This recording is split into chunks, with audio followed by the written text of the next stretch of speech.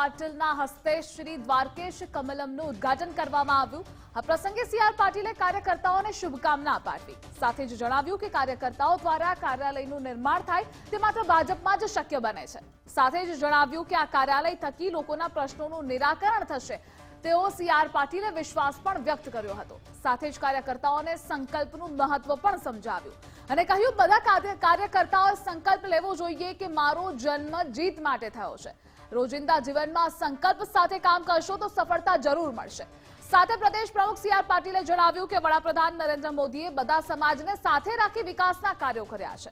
વડાપ્રધાન નરેન્દ્ર મોદીએ 10 વર્ષમાં 25 કરોડ લોકોને ગરીબી રેખાથી બહાર લાવ્યા છે। કાર્યાલય પૂરા થયા છે, 2-3 કાર્યાલય પાઇપલાઇનમાં છે અને 2-3 કદાચ સમયના અભાવે એનું લોકાર્પણ નથી થયું, પરંતુ આ ઇલેક્શન દરમિયાન જ એનું પણ લોકાર્પણ થાય એના માટેના અમારા પ્રયત્ન છે।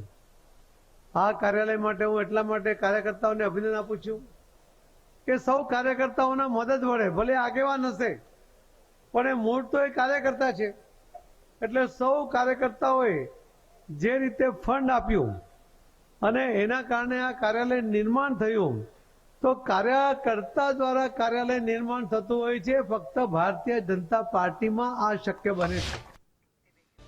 તો બીજી તરફ આ કાર્યક્રમમાં જામનગરના ઉમેદવાર પૂનમ માડમ પણ હાજર રહ્યા। પૂનમ માડમે કાર્યકર્તાઓને શુભકામના પાઠવતા જણાવ્યું કે કાર્યકર્તાઓની મહેનતથી અને વડાપ્રધાન નરેન્દ્ર મોદીના નેતૃત્વમાં ભાજપ વિશ્વની સૌથી મોટી પાર્ટી બની છે। સાથે જ જણાવ્યું કે ભાજપ વિશ્વની મોટી પાર્ટી બની તેમાં ગુજરાતના કાર્યકર્તાઓનું મોટું યોગદાન રહ્યું છે।